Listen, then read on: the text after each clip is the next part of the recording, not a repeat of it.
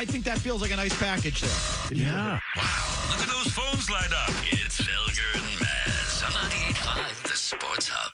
What would you expect to happen now with Jaylen Brown? Again, the baseline, we have to remember this, is that the Celtics made him available because they did not believe they were good enough. Yep. They aren't like saying, well, we really loved Giannis. They were like, our team isn't good enough. So they are now going to look and see if they can make a move. By the way, there were other bidders for Giannis that didn't make the final two. And those bidders will now turn their attention to Jaylen Brown, I suspect. I believe in my conversations, all my talks with the whole league yesterday, Greeny, were about this. Yeah. Okay? About the like, Jaylen Brown. What's going to happen if they don't get Boston? Which of these 4, 5, 6, 8 teams that could make a bid for him? And that's what we're going to hear about. The Celtics knew what was going to happen here. They are not stupid. They are experienced. They knew what was going to happen. They have backup plans. But what Shams mentioned is important. In mid-July, he becomes extension eligible. He has 3 years left on his deal. He is turning 30. It's not necessarily the time to add $100 million to his contract. Even if everything was glorious and wonderful with Jaylen Brown, and they said to him, hey, we're not going to extend you, that was probably going to be a problem. And that probably computed into their thinking. So my guess is, even if Giannis wasn't available, I swear, I think Jaylen Brown might be on the block this year. So I think Jaylen Brown is probably, not for sure, probably going to be elsewhere when the season opens. And that's Windhorst this morning. His previous cut, he said bidding war. If there are teams lined up for Jaylen Brown, and there's going to be a bidding war for Jaylen Brown, if that really is the case, then the Bucks would have deemed your offer more valuable, because then they could flip Brown and be the auctioneer for the bidding war. Something tells me there's not a bidding war for Jaylen Brown, and I wonder if part of the reason is what Windhorst mentioned in there, and we spent a lot of time on last week, and I think underlies a lot of this, the money and the contract, and does he want a contract, and who wants to be on the hook now for 5 years for Jaylen Brown? But that's what he's expecting, and so anywhere he goes, he's going to want that extent. Or it's just somewhere in there in the calculus, even though it doesn't have to be. He's got 3 years left, but it just is. So I'm just dubious that there's now a bidding war for Jaylen Brown. And so hour number 2, Felger and Maz, your continuing reaction to the goings-on last night. The Celtics losing out on Giannis, and now what with Jaylen Brown going forward. And we'll get right back to you here as promised. Let's go. Nicholas in Saugus. Yes, Nicholas. Hello. Nicholas, you're up. Sorry. Hold on. No, we'll wait for you. No. Hi. Hi. Hello? Go. Sorry. Forget it. I'm going to have to, I just see you getting out ready to go. I was really forgiving. Dropped an F-bomb, too. F him. Did he? Yeah. Yes. Jeff in New Hampshire. Go ahead, Jeff. The Celtics had 2 ways to handle this, and that was either to sit down with ownership and say, we are going all in for this guy. Whatever we have to give Hugo, whatever we have to do, we're getting this guy. We got a short window, not short, but Tatum's in his prime. We're going to go do it. Or we're going to come out, we're going to back our guy and say, listen, Jaylen's our guy. We're going to build around these two. And they didn't. They middled it, and now all they did was screw themselves. Jaylen is already a high school girl when it comes to a lot of stuff, and now you made him even more angry. Okay. And before I hang up, Maz, Romeo Langford and a first-round pick for Derek White. Yeah, I wrote it down. I looked them all up. It was Romeo Langford, Josh Richardson, and a first-rounder for White. And where was the first?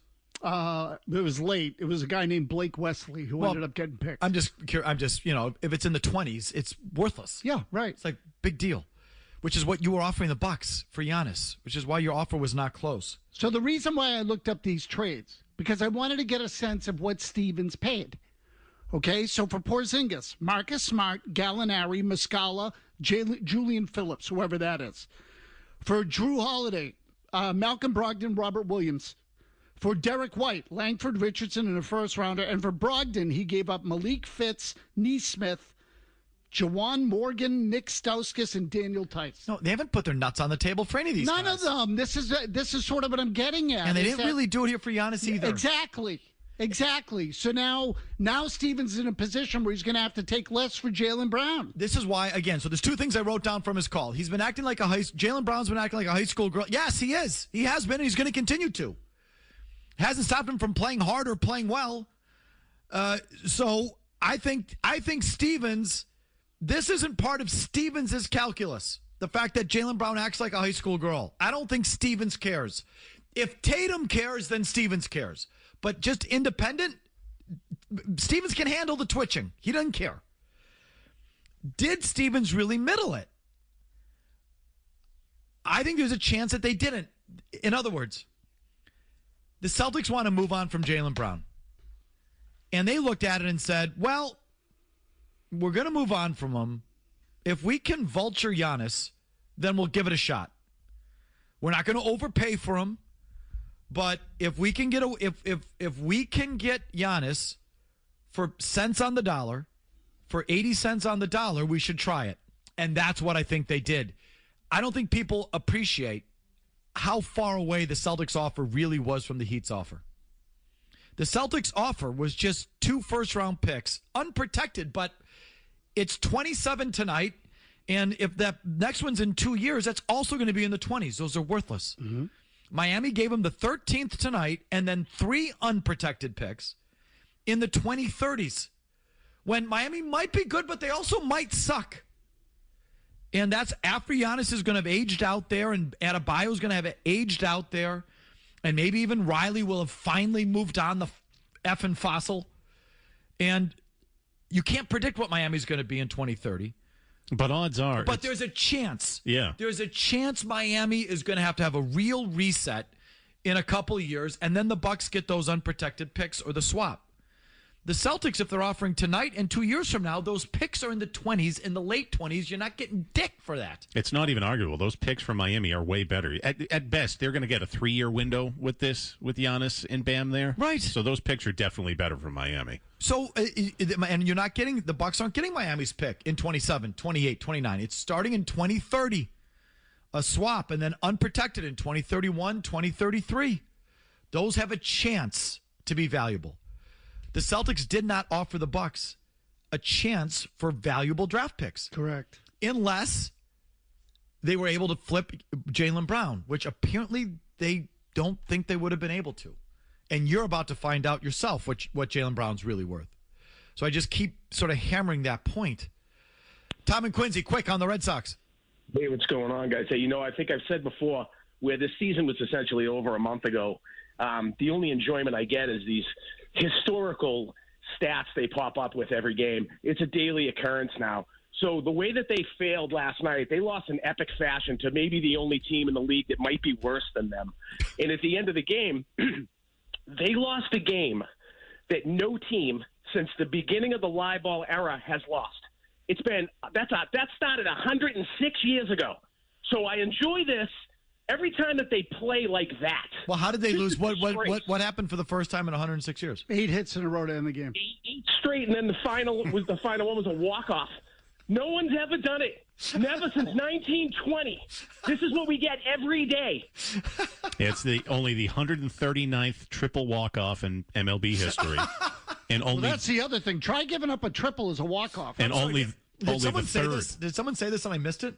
No. But that's so he was just referring to it. Yeah. Go ahead. Keep going. Yeah, only the 139th triple walk-off in MLB history and only the third in Rockies history. Triple walk-off. Hard to do. Oh, I see. Triple walk-off. Yeah. It doesn't happen. But 8 straight hits. Yeah, because most guys would stop at second when the other run comes home. It's a double. That's it. This guy went for third. Because why not? Well, I mean, if you have a chance to make history, you make history. They weren't going to throw you out. Unbelievable. Here's Mike in New Hampshire. Go ahead, Mike. Hey, guys. Thanks for taking my call. Listen, this Jaylen Brown talk is killing me for a couple of reasons. One, they don't have a Jaylen Brown problem. They have a Joe Mazzulla problem. It's Joe Mazzulla. I agree. Holding them back. And second, that the Celtics this year took on Jaylen Brown's personality. They cut, they penetrated, they played defense. If they take on Jason Tatum's personality with Tatum's buddies and Tatum's coach, Tatum's the new LeBron James. I hate to say it, but that's kind of scary for me. Well, I love how you say like that's a bad thing. The guy's won 4 championships. Why would you use – because you just don't like him because you're a diaper-wearing baby Celtics fan? LeBron's a multiple champion who's been to like 9 finals. You don't want LeBron James? I would take LeBron in a minute. That kind of call pisses me off. It should piss you off. Freaking child. Well, go ahead. No. No, you go ahead. There's another part of the call that bugs me. They have a Missoula problem, and everybody stops there. Oh, they have an organizational problem. I ultimately agree with the caller that I would move on from the coach and how they play versus your second best player. Yes, but Brad Stevens is complicit in this thing. They have an organizational problem. So if they're going to fire Missoula, and I understand this is twisted logic, but hire a coach who wants to play the same way Missoula does, what freaking difference does it make? Stevens is part of the issue. So I think, Steven, now, I don't know. I wish Stevens would be just more blunt about where he stands physically, stands openly on this. So do you think you take too many threes? Do you really think you take too many threes? Do you want the ball more in the paint? Like, it would be nice if someone made that clear. I think he wants to protect his coach because he knows the coach isn't going anywhere. And so he's sensitive to that, having been a coach, doesn't want to provide interference from above because he's been there. So he's not going to tell you what it is. So short of him telling me the truth, I'm going to assume that he endorses the way Missoula plays, which is by far the biggest problem and biggest criticism you should have with Brad Stevens. He ultimately is in favor of the way you play, unless he tells me otherwise. Scott in Canton, take us back to square one. 2 questions. Number 1, why did the Celtics lose out on Giannis? And number 2, why did Giannis go to the Miami Heat? He went to the Heat because he doesn't have a no-trade clause. He would have had to have accepted any he didn't have to accept it, but he wanted to go to Miami or Boston. So those were his preferred destinations. He would have come here too, Scott. And why you didn't get him is because your offer wasn't as good. And I frankly don't think it was even close. Unless you could have just, for some reason, Haslam would have wanted to be as good as he could possibly be in the next couple of years, then he would have taken your offer. And I think that's why you did it that way. You knew it wasn't as good, but maybe we can tempt the dingbat owner who, for some reason, thinks it might be worth it to be a 2 or a 3 seed this year, and he thinks he could do it with Jaylen Brown.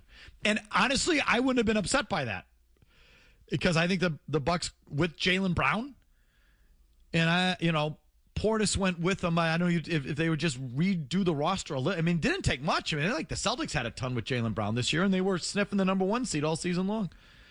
And I think the Bucks might have been able to piece something together like that and had a season. Like, I wouldn't have been totally opposed to that. I was looking forward to it, in fact. But I think ultimately the Bucks were just smart about it. Like they had a chance they have 3 lottery tickets in their back pocket from Miami next decade. I mean, that's what it takes. You're gonna have to wait. But you take that offer every time if you're a team like the Bucks. For sure. Versus 2 first-round picks in the late 20s? Yeah, no thanks. No. I think in a lot of ways this was like a worst-case scenario for the Celtics. I mean, now they have Jaylen Brown, because to your point, if Milwaukee thought they could flip Brown and get something for him, then the deals are equal. Right. But they couldn't. And now the Celtics are left holding Brown with the same market out there. So, to me, that they're in a bad spot now. Now, look, maybe something will change. Or maybe they just want to avoid the mega contract and dump Brown for 3 smaller pieces. Okay, so that's possible. I mean, you tell me if this Trey Murphy, why would New Orleans move on from a good young cost control player? Like why would they make that move? God, me. I'm not that well versed in Pelicans basketball. Me neither. I mean, I make a point not to be well versed in Pelicans basketball unless Fatso Zion Williamson is blowing out his shoe. Maybe he wants Zion. He eats Zion's snacks when he's not looking. He wants them gone. If this, I just don't get why New Orleans would do it. Well, are they sniffing? Are they in contention? Like if Jaylen Brown puts them over the top? I don't even know. I got to think for a second. What conference are they in? Western. They're in the West. They're in the West, yeah. Right, I think? No, they are. Yeah, they're in the West, yeah. What division? I think he sucks defensively, so that's part of it. I'm trying to look it up here. I can't get you an answer. The New Orleans Pelicans. That's a real relevant franchise in sports. Do that on your own time. I mean, seriously. We're right back after these words. Oh, yeah! Thoughts, calls, emails. Oh, yeah! I get my jollies out of it. I do. I'm not a good person. Go ahead. Felger and Maz. Oh, yeah! 98.5, the Sports Hub. I'm somewhat grateful because I get to see some negativity that I didn't want, but that just gives more fuel to the fire. I get to see some, comments or takes that I didn't even care to see, but it just gives me more fuel to the fire. So all the people that's doubting me, that want me to do this or want me gone or whatever, you're turning me into a monster. We get to Jaylen Brown because it's important to say this, and I hope he's watching. One of the things we're not going to do, bro, is we're not going to let you sit around and act like you a victim. We ain't going to do that. We ain't letting Jaylen Brown get away with that. I heard what he said, people doubting him and, that's just creating a monster, whatever. Who did that this year? You were all world. You were an MVP candidate. We've spent day after day, Shay's a witness, Vinny's a witness, Big Perk's a witness. There isn't a single soul that watched Jaylen Brown perform this year and didn't talk about, that brother's won. He's a one. He's shown it. He's proven it. To sign for $300 million, to have this bag, to have the pressure on you that now you don't have to Jason Tatum to defer to. You got to carry it yourself. And we watched you carry a relatively no-name Boston Celtics squad to a number 2 overall seed and 56 wins. You understand? We saw you do that. We've given you nothing but praise. Where all of this noise coming from about people doubting you? Nah, bro, that's not what this is. That was the first half of Stephen A's comment. We played you the second half earlier. Some people are getting on him for what he said after the season, about it being his favorite year. Everyone respects him as a basketball player. I think that's largely true, don't you? Sure. But the whole, you're creating a monster. Okay, Jim. Great competitor. He is? No, he is. But the creating a monster thing. It's just all a bit much. No, isn't it? Like, it's just it's just, okay. Okay, big fella.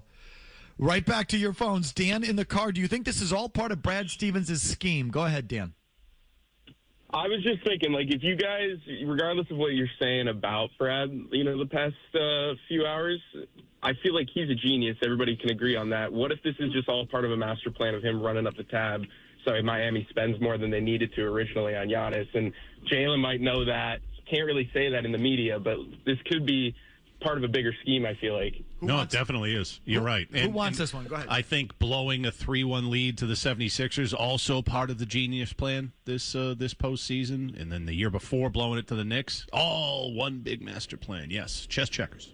Guys like that must have hold on. Oh, you're still here. So I thought you guys wanted me to respond. Go ahead. I don't think that was part of a master plan, but after something like that, you kind of got to move forward and think, how do I put our pieces in a better place to succeed? Was Simons for Vucevic part of the master plan? Yellow. Oh, he hung up. He dropped on that one. How does that fit into the plan? It doesn't. And then blowing a 3-1 series lead in Game 7 at home to the Sixers, was that part of the? No, he said that was not part of the plan. I see. You move on from that. Yeah. Sticking with the stupid way that they play. Not part of the plan, apparently. But this. I'd kill to have that sort of mentality. I mean, where nobody that you like would ever let you down. You know what I mean? It's that's, you have to admit, that's the green experience there. I mean, I just don't know why you would be so, frankly, obsessed about getting the Miami Heat to throw in an extra draft pick or two when they're the 10 seed. Because it means we win. But what does that really do for you? Nothing. There's like I said earlier, I'd be much more worried about the Knicks, the Pistons, the Pacers are going to come back this year. There's like 3 or 4. I mean, you can't even get past Philly. So but I would assume you will next year. I think. I don't know. If you have the same dopey coach and the same play style, you're going to lose to someone worse than you again, which you continue to do year after year after year. Is that part of the plan? Losing to lesser teams year after year after year? Maybe. And so to what end? Playing possum. And then we what? We sneak up on them. But so I think there's a handful of teams in the East I'd worry about before I got to Miami. Even with Giannis, frankly. He just doesn't scare me. But so you got him to spend an extra draft pick or two. And we get to keep Ugo. And Shyman. Barry in New Bedford. Go ahead, Barry. Secret weapon. Hey, guys. First, Felger, you're 100% right. The Bucks had a better deal. And those type of deals are what's the NBA now. You don't get the actual value of an asset anymore in the NBA because of the contracts and the cap and the guaranteed money. So you're stuck throwing first-round picks in over years to make something work. As far as Jaylen Brown goes, you can absolutely bring him back. But here's the problem. He's going to come back, but is he going to be Robin to Batman again? You get you 22-5 and you're good? Yes. No, it's not going to work. Yeah, it is. Stevens put himself in a box, Felger, with this.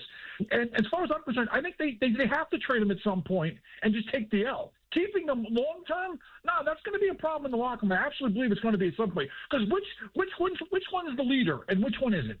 It's Tatum's team. Brown's going to accept it, and then he's going to bitch about it on Twitch, like he's been doing for 5 years. I think they can absolutely bring him back. People talk about this like it hasn't happened yet. He's been doing it for, like I said, maybe 6 years. He's been doing the same thing. And then nothing will have changed. No. They've offered him in at least 2, probably 4 or 5 trades. He's known about it. He's had this complex about it for half a decade. He's expressed it nonstop. Do you not read? Do you just like block it out because you don't want to hear it? Exactly. Neener. He's not saying it. He's not saying it. He's not saying it. He's been saying it for 6 years. The sacrifice he has to make and what he could be if he did it with another team. And he just goes on and on and on about it. He's been doing it. How much worse can it be? So they could absolutely bring him back. If Tatum is done with it, then they might be done with it. But I think they can absolutely bring it back and just let him go. Just let him do his thing. This complex that he has. It's worked to this point. But why is this any different? Because he's mad. Jake in Waltham. Go ahead, Jake. Hi. I honestly agree with you 100%. Think that we should have got rid of Hugo, and the fact that Miami got Bobby Portis is just an added extra. And I just want to get your opinion on you getting Tyler Hero and Hawkes and all them. Do you think they should middle around or tank? Thank you for taking my call. I haven't mentioned the players coming back from Miami once. I could not give half of 2 poops about Tyler Hero or Hawkes or whoever that is. I don't care. It's not part of. I don't care. The value in that trade was the 4 first-round picks and the 3 chips, the 3 potential lottery tickets, which, again, is no guarantee, hardly any guarantee, but at least there is a chance that Miami next decade could have to reset. And if they do, the Bucks could be in line for some high draft picks. That's the value of that trade. It's not Tyler effing Hero. The way the people around here act, they should be celebrating the 3 guys Milwaukee got. The first part of his comment, though, I do agree with, because, I wanted Giannis for the box office and the buzz and all that, but also getting Bobby Portis for a soft team that could desperately use an a-hole, and he's one of the last true mean a-holes in the NBA, that would have been great. You guys would love him. He's been good here. He's a bad dude. So, he fits with the Heat. That's kind of a Heat player. Definitely. But... yeah, I don't care what the Bucks do with those guys. I don't. If they wanted to really win now, they would have taken Jaylen Brown, and that's what I think the Celtics are trying to tempt them with. Do you still want to? You can compete with Jaylen Brown. Didn't work, and it didn't work. Ultimately, I think the basketball people went out and said, Jimmy Haslam, the owner, Jimmy, these are 3 future lottery tickets here. We got to take it. The only chance we have to really be a contender is to hit the lottery. So they're giving us potential lottery tickets. You got to take it. And ultimately they took it. I took the cheese on that Haslam thing. Meaning? Meaning that he would have some sort of input and wanted a proven player back. Well, maybe that's why it took so long. Yeah, maybe. Because they were, Windhorst has talked about the Bucks having a lot of internal debate. Yeah. And I bet it was the basketball people trying to get to the dopey owner. Tell you, Jimmy, it does, It's not the same as football. Yeah, yes, because Jimmy Haslam took the verse back from the Rams, and maybe he could have gotten an extra pick for Myles Garrett, but instead he took another defensive lineman. And his football people are probably going, Jesus, we could have had another draft pick. What's Jared Verse going to do for us? Right. So we continue with your thoughts, the very latest on the future of Jaylen Brown, right here with Big Jim Murray in the update. We're right back. Now, more of Felger and Burge on the Sports Hub. Yeah, it's kind of a before there was a thing where they didn't want scouts to take more than one trip a month just for cost savings and flying out. Now all of a sudden this past week and saying, hey, let's go see some major league games. I think Craig Breslow realizes, hey, his time could be coming near. There's a lot of pressure on him. The scouts, let's start going back to what they did. Hey, Dave Dombrowski loves scouts, believes in scouts. They won a World Series with him. That won one since. So I think maybe Craig Breslow is saying, let's throw these guys out there. I mean, some of the top scouts, the top teams in baseball all have the most scouts, whether it's Tampa Bay, the Dodgers, the Yankees, the Kansas City Royals actually have off scouts, Phillies, and they're about it. You can still use your analytics, but let's have some eyes on these players too. And those guys that go to the games get some inside information. Another quick baseball breather here. Bob Nightingale, USA Today, reporting, Maz, that what? Why is that cut significant? That the Red Sox now have scouts out scouting major league players, in the coming weeks, presumably for the trade deadline, and they haven't been scouting major league players up until now, so it's a change in behavior. So the question is why? Did Breslow do this on his own? Did Breslow say we got to get guys out there because people are mocking them for being too analytically driven, and they got to get eyes on players that they want to acquire at the deadline, and is Breslow trying to save his ass? Or is someone above Breslow saying, get the scouts out there because we don't trust your evaluation, so let's get some people out in the field. The numbers aren't working, so we're going to go in a different direction. We're actually going to get eyeballs on people. What do you think? I don't know. I really don't. I mean, I don't know how the Red Sox are constructed on the inside anymore. So, but someone somewhere said to him, you might want to think about changing this. And then maybe he did. With all that, again, so you're saying that previously the Red Sox didn't send scouts out in the field? Like they send less of them now than they have. And that's what Nightingale said, that they were limited to like one trip a year, a trip a month. And now all of a sudden they're all out on the road more frequently. Huh. So what is causing that? And again, we talked about earlier in the year, they're not scouting above A-ball in the minor leagues. So if they're out scouting, so this is another thing. Are they scouting big league players because they want big league players back at the deadline and they don't want prospects? Or, these is it just optics? You're thinking like right. Could be any one of a million things. I mean, all this stuff is in play. To me, though, as soon as I heard Nightingale say it, I said, this is a change. So why are they changing? The conspiracy theorist in me says that, because again, I don't think Breslow's going to have a lot of power at the deadline. I think someone else is going to make the ultimate call. Right, how could he? And so if it's someone else, I think they said, we're sending scouts out at the deadline. People have been with the organization for a while, if there are any left. And we'll get their input on what we should do at the deadline, and you're overruled. So, again, I'm honestly asking the question. I just found the comment to be revealing. Isn't it industry-wide, the cutback in scouts? Ridiculous. Right? Yeah, there are a few teams, he said it there, there are a few teams that still have a lot of scouts. The Yankees, the Dodgers, Tampa Bay, Kansas City, and there are others, Philadelphia. And some of those are big market teams. So I would look at Philadelphia, New York, and Los Angeles and say, why aren't the Red Sox following that model? Even Tampa Bay, though. Tampa Bay, for all the analytics, still uses a lot of scouts. It's a relatively balanced approach in this day and age. And they to me, they alter their playing style constantly. So, to me, I feel like the Red Sox are freaking so lost it isn't even funny.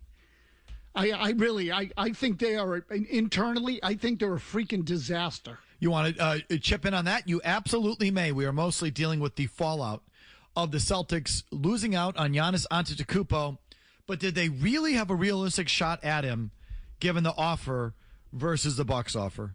And were they really serious at the end of the day about did they really go all in on this player? It's hard to make that case when you really compare the two offers. And where do they go from here? Your thoughts. Long commercial-free segment right after this. Boston's best sports talk. You can count on it. 2 plus 2 is a 5. Me sento un po' pacchiato perché Roma Felger and Maz. le usanze. To me, the Boston and Jaylen Brown piece of this is actually the most interesting. Where do they go from here?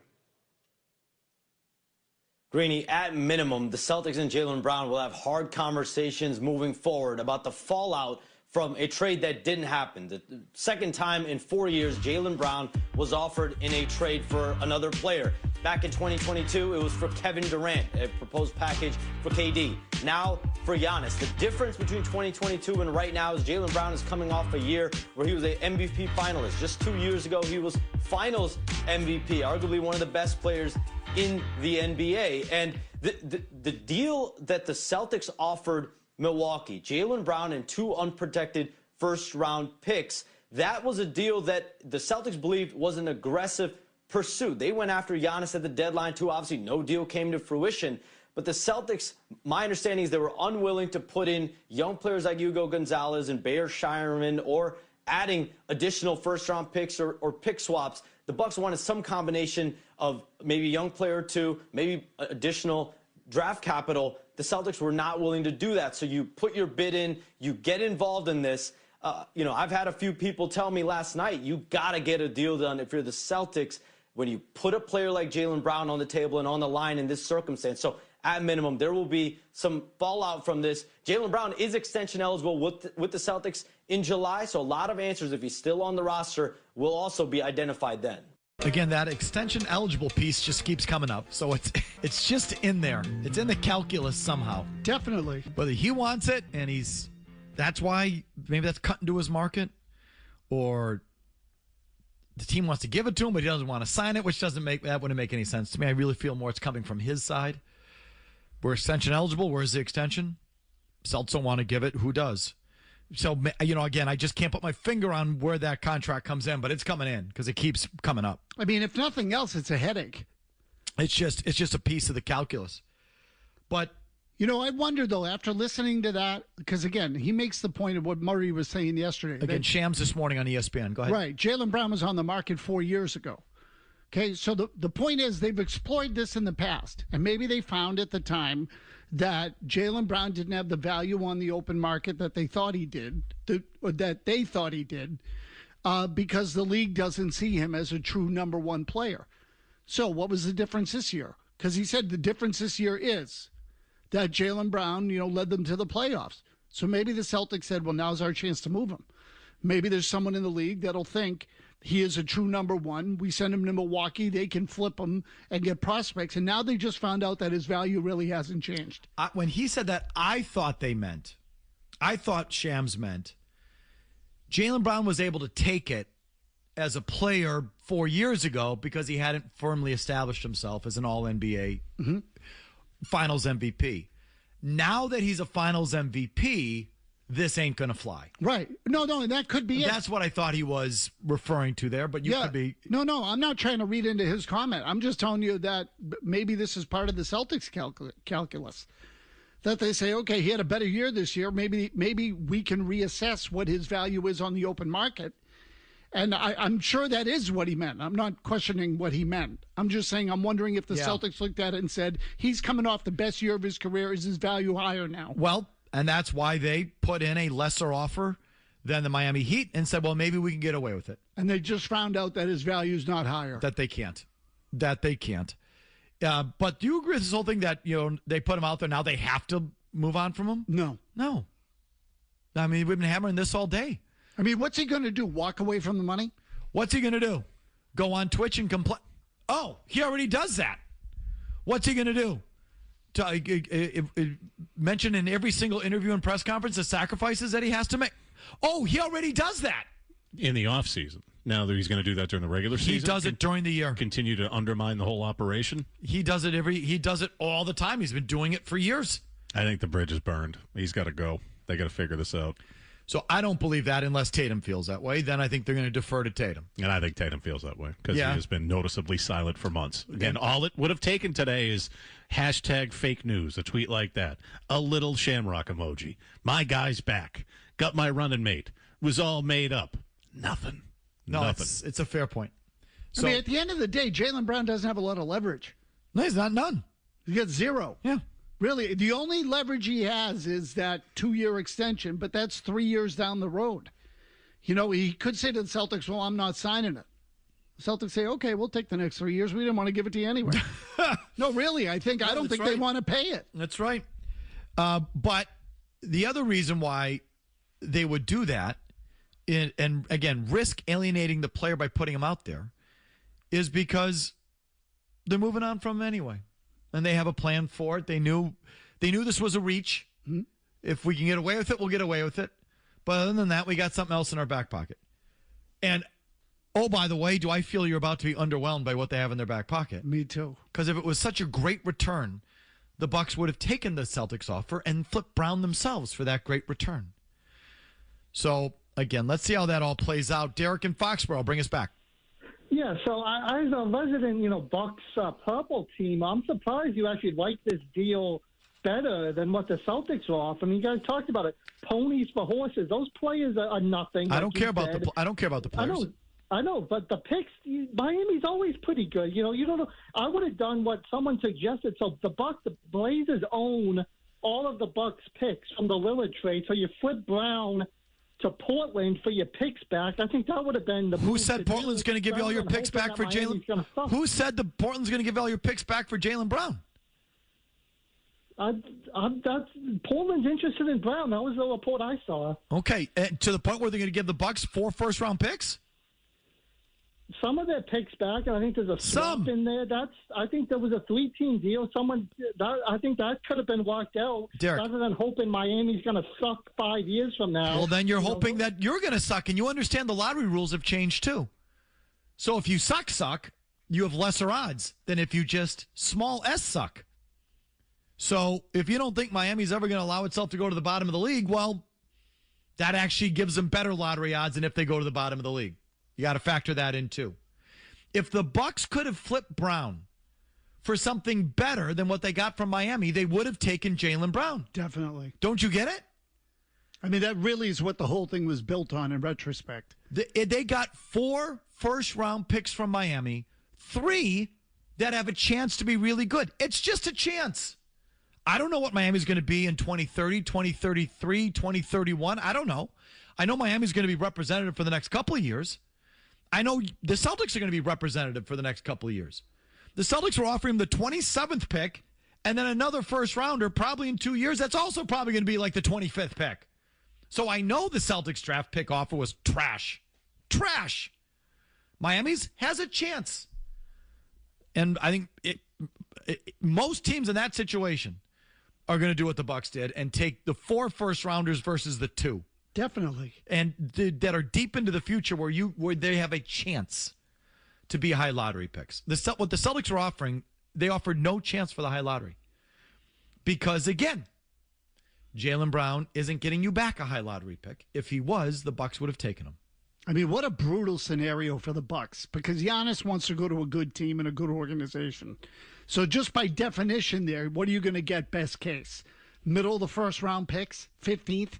You know what I mean? Right. Wherever he goes, he's going to bring him at least to the middle of the pack. Right. And also, the organization that he wants to go to is a good organization. Yeah, he picked 2 good organizations. Right. And in this case, it's Riley and Stevens. Like, those guys probably aren't going to let their teams fall to 20 and 62. So you don't want picks anytime soon. And look, this is like, as a Bucks fan, I'm ready for the long NBA winter.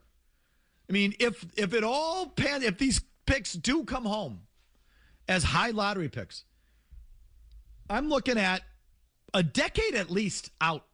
You know, the picks are in the swap is in 2030, and then it's 2031 unprotected and 2033 unprotected. So we're waiting until then just to take the pick. And then, it takes 5, 6, 7 years. 2040 is what I'm looking at. Pretty much. I mean, if everything goes perfectly, which it won't, odds are it won't. But even if it does, 2040. It's a ways away. I mean, I don't think we'll be talking to each. I hope I'm here in 2040 talking to you still. But well, I mean, I'm here. Period. I mean, I didn't think Jack in Rhode Island would make it here, so I don't know. I don't know if I'm going to make it to when the Bucks get good again. But that's the NBA, man. That's that long NBA winter. It's like a decade. You're done for a decade. Wow. And that's what it was with you. And, I mean, it worked. What you did with Pierce and Garnett, and it worked. You nailed it. But you found a dumb organization. But no, but it... Of course it worked. It went perfectly. It did. And because you were able to, you know, you had some fake years in there where you made conference finals, but you weren't a contender. But, like, what was the first... when was that trade? 20... Was it 13, 12? 2013? No, 13 or 14, yeah. 2013, and you won the NBA title in 2023. So it was a decade. You know, it was a decade. And again, it went right. You got, there were some years in there with the Bridges where you were able to pretend, but you weren't, you know, that wasn't a real contention. So, you know, that's what it takes. The product was entertaining. Yeah. Yeah. I mean, and it was July of 2013 was that trade, and they win at the 23-24 season, so it's a little over a decade. Yeah, I mean, that's what that takes. So from when you make the picks, the Bucks have to wait 5, 6, 7 years even to make the picks. And again, this is best case scenario. 20 best case. Worst case, you're like someone like the Bulls, who are just bad forever. Ever. And they'll never be good again. Which odds are that's what we're going to be. Odds are that's what the Bucks are going to be. But if it works perfectly, if they nail it, 2040. Isn't that crazy? But I'm ready for it. Oliver in Dorchester, quick. So I'm not saying that I'm advocating for this, right? But if we're going off of what Brad Stevens said about changing style of play, my question is, why wouldn't we have put Tatum on the table? Because clearly Jaylen Brown isn't enough to get the deal done. And we know that, and people the consensus is that Tatum is the number one. So if we're talking number one for number one, and we're talking about changing style of play, Oliver, then yes. Where did Stevens say he was going to change their style of play? Well, the complaint is that we take too many threes, which I agree with. No, I just didn't hear him say that. I mean, I agree with you. Yeah, well, I guess what I'm more so just speaking to that aspect of us taking too many threes. I think that if you bring in Giannis and his style matches with Jaylen's, we are now much more of a downhill 2-point team. No doubt. So, like I said, I'm not saying that we should have put Tatum out there. I just think that I always see Brown's name on the board. But for this particular trade, I think that Tatum would have been a better person to have on the board. I would have been in on that. You trade Tatum. Now, Bucks would have taken that because I think you can flip Tatum. Definitely can flip Tatum. 5 first-round picks in the future, right? Like, so, and now it's Giannis and Brown, and now no matter what Missoula calls, they're going in. You know, they're going to the basket, and they're going inside the line. And, yeah, I would have been in on that. Sure. Here's Murray. Deep down, they don't really want to change the way they're playing. No, and that's it. So when he said Brad Stevens said they got to change the way they play, he's never said that. You've said it. We've said it. The world looks at it and obviously says this is dumb. Stevens has never said it.